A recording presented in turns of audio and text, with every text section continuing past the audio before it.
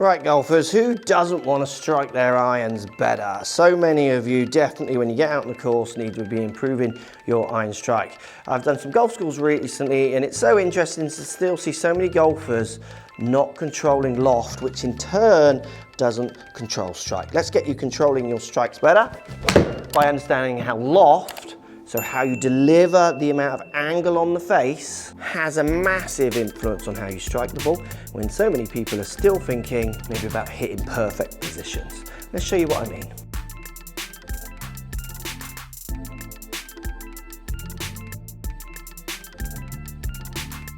So I've got my 8-iron in my hand. This club has a static loft, so in a vise, before I move it anywhere, of 33 degrees. I'm gonna hit a few shots and show you what loft I deliver with this 33-degree club.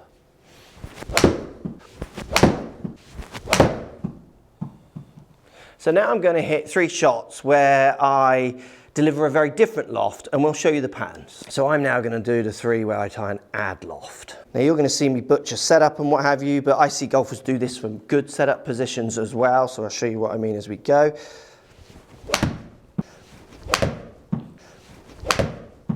So let's look at the dynamic loft here. So I've got 26 degrees of dynamic loft delivered with my standard club. Remember, it's 33 static, so static and delivered is less loft. And my average strikes are middle to slightly high in the face. You've got to remember this mat is kind of close to semi to certainly a fluffy lie. From a tight lie, that would be middle to 1 or 2 grooves down on a good batch. Now, the second batch of shots, don't think of the technique I use to do these. Just remember, like I said, I see people do the added loft version, which I'm going to show you now. Also the static to adding loft as they hit from good setup positions, and they do it dynamically. So don't just think, oh, you just put the ball forward, I don't do that, this isn't for me. Lots of people from what they think is a good grip at a good setup position still add loft when they hit balls. Now, the average loft is 35 degrees. So I'm adding 2 degrees to the static. And now in turn, look what happens to my strike. It's way, way lower on the face. Bear in mind, this is a fluffy mat. Now, let's just not get confused with the angle of attacks, because I could make my angle of attack with my de-lofted club near 0 and I would still have the same strike pattern. So even though I'm changing angle of attack, I'm doing that to try and manipulate the loft, to show you the loft variance. I see people with the same angle of attacks, but different loft deliveries having this relationship of strike. So last shot here, you can see now I've just to show you that what I've gone 25 degrees of loft, 1.7 down, so very similar to the one where I was trying to add loft, and you can see the strikes above the red line. I did toe it because I'm butchering that. So loft is having a massive effect on how you strike the ball, and it's as basic as this. If I put a club where I just deliver the loft that's in the vise, 33 degrees of loft to this very tight lie, then we take angle of attacks down, let's just go all at 0. You can see the first thing hitting the ball is the bottom of the club. There's a good chance I'm going to catch this basically out of the bottom unless it's set up on a tee.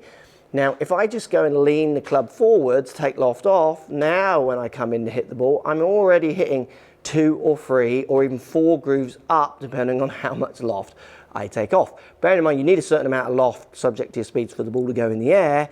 But with so many of you watching this video who are adding loft to shots, so taking a club and adding loft, you are going to make striking the ball really, really hard. So let's give you some really good keys to try and take some loft off next time you're practicing, and you can let me know in those comments, how does that help your strike? What does it do to your strike? First thing I want you to do is I'm going to take this medium iron, I'm going to make sure I see a good 3 and 4 knuckles, so I'm going to strengthen my lead hand grip. So I'm going to go on the stronger side of good, seeing as many knuckles, thumb down the right side. I'm holding down the grip, so I'm only going to swing with one hand. I'm going to push my hands way up towards lead leg. So in effect, in setup, I'm going to take off all the loft. I'm just going to really chip a few out there. See, I've just kind of chipped it forward, what, 30, 40 yards. Really no real swing, as in hinging wrists. I literally just kind of turn back and turn through like a big chip shot. But I tried to deliver less loft. And the loft I delivered there was 18 degrees. So 18 degrees, I was 7.8 down, and the strike was on the sweet spot, the red line, not off the bottom of the club. It's a great way of warming up, great way of getting a feeling of delivering with your thumbs almost more around the side of the club, feeling like the handle is leaning forwards. Feel like you're trying to hit it more with the top part of the club. by taking loft off. So a little bit pulley that one, but again, I'm way up the face on the strike on that one, like way up. And it's all because that one's got 16 degrees of loft. So by exaggerating these feelings of no loft, then the next one, what I want you to do, same idea, one hand, little chip shots. So now I'm seeing one knuckle, handle back, I've even pushed the ball forwards, and I'm gonna try and add loft. There we go, there's your top and your fins and your duffs. They didn't even register that one, wasn't good enough. And this is where your fats and fins come from, because the add loft to a shot, certainly with irons, and it's the same with woods, but when the ball's on the ground, obviously your interaction with the ground is going to be key. You're bottoming out early and letting that club go forwards to add loft. Well, unless that ball sat perfectly up, you're going to get really, really unstuck. So just doing a few where you try to add loft, again, lovely little top, like that's so hard to do one arm at that pace, compared to where you're taking loft off, stronger grip, handle forwards, just chipping forwards. You'll notice the strikes between, don't worry about where the ball goes, but just feel the strike on the club. So different, and you're moving it up and down grooves by the loft you deliver. Next idea you can use, and this one applies to your golf course. So basically when you play out on the golf course, you'll get in a variation of lies. And I'm just gonna explain some lies, and I want you in the comments as I do it, tell me how you think you would play this ball. So to make it simple, so we're all going down the right line of train and thought here, would you move the ball back in your stance or would you move it up in your stance? Think of it as basic as that. So let's just kick it off with my mat here. This bit is where lots of people who come through the hitting bay hit. So this bit is getting lower. You'll see me often hit my balls a little bit from up here. So I'm not in this little dip. But if I put this ball in this slight worn out bit, even though I'm on a level playing field, I feel like it's on a slight downhill lie because I'm going down into the worn out bit. So this shot on the course for me, I am going to edge the ball where? Back or forward? In those comments, what are you going to do? Push it back, handle forwards, weight forward, try and go down the slope? Or are you going to be adding loft, weight back, ball forward, trying to add loft? Well, ball on a down slope, like we get out on the course, so downwards, not below my feet, it's just going down. If you try and add loft to that, that's your top shot. Now the same thing if you go to like ball below your feet. Again, if you're trying to add loft with ball below your feet, so hard to get that club under that ball. Ball below my feet, I might tend to just move the ball fractionally back, subject to how confident I am, just to try and hold on to the line of it as well, those kind of ideas. Ball in a slight divot, ball on a bare lie. These are all places where are you going to move the ball? In those comments, let me know what you think. You're going to be moving it forwards or you're going to be moving it back. The more I quiz amateurs, they do. They naturally say they move it back, which is a great answer, but you put them on a plumb lie, really nice lie, they start adding loft. That's where the bottom of the club, the fins come from. So another great way of practicing this, get yourself out on the course, put yourself in some divots, put yourself on some downhill, ball downhill lies, ball back, and see what happens to your strike. Do you find that it does start to move up the face when you do that more ball back kind of feeling? If you do, you want to start integrating this kind of handle lean much more into your swing. Other ways of doing it. Because unless your ball's way up, I don't want you to particularly be butchering ball position. I want you to be kind of changing delivery. So a great way of changing the delivery is to change the static loft at the beginning. So I want you to hit a few shots with the face closed 20 degrees, but with a standard grip to that face closing 20 degrees. But the game is you're not allowed to hit the ball left from here. So if I do my normal swing, the ball's going to be, or the club's going to be delivered way left. You can see it there just shooting way off left. So the game is you've got to take that twist out with handle lean. And what's going to happen to the loft, if you watch these shots, 20 degrees close, handle lean to try and hit a straight shot. In the comments, what's going to happen to the loft? So I've got a nice straight shot.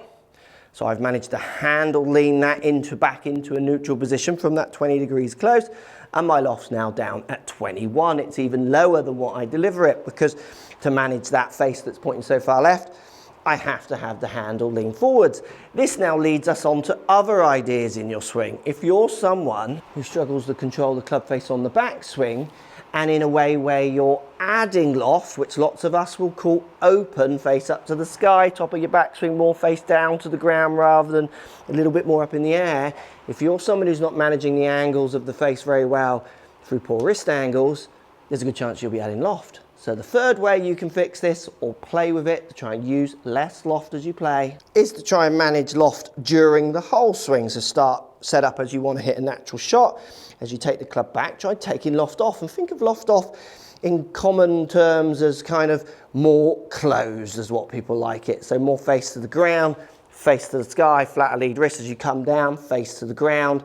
And then that in turn might make you feel like it's going to go left. But what it's really doing is taking all the loft off, and you can manage that then with some handle lean. So managing face angles through wrist angles, so managing that loft is going to manage your strike as well. So if I do one on the flatter lead wrist side of my action, you're going to find I hit loft of 23 degrees. Same setup, same grip, in attentions, all very much similar movements, but now I'm going to manage the face more with a extending lead wrist, so what people know as cupping lead wrist as I go back, so turning the face up to the sky. Top of my backswing face is going to be toe end a bit more down at the ground, face kind of over at this wall.